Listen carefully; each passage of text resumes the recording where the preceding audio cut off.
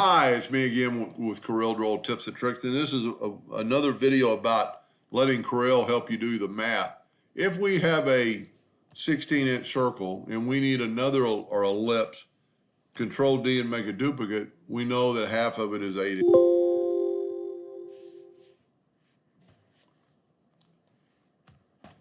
So that's half the circle, and we can kind of prove that by selecting them both and hitting L. Control D and make a duplicate of that circle, hold down the shift and click that one and hit R for right and it'll put it on the right, and they are perfectly matched in the center.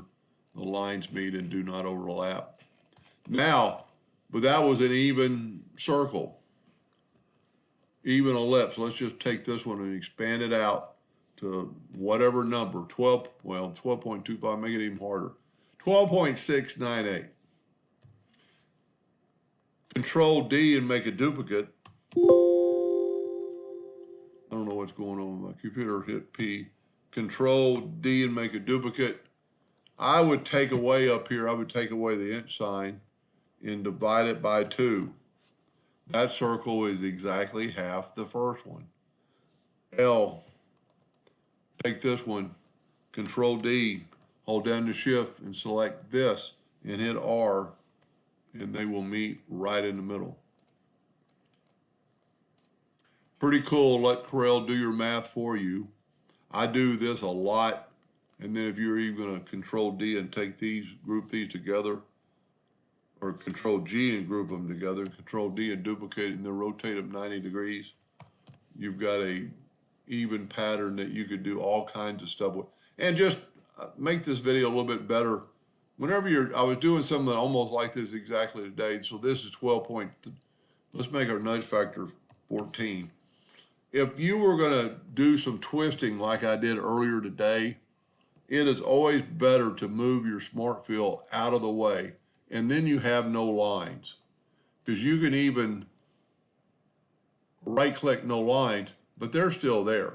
If you look under wireframe, the lines are still there.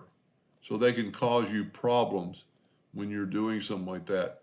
This way, I don't have any lines. The only lines I have are the smart fill tool lines. And I'm gonna left click, right click. I don't have any of those center lines. So let's go back and put that color, and this is what I was doing earlier. Control G and group them.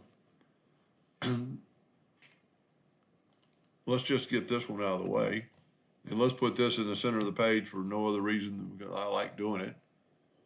I always like drawing in the center. Let's get our twirl tool.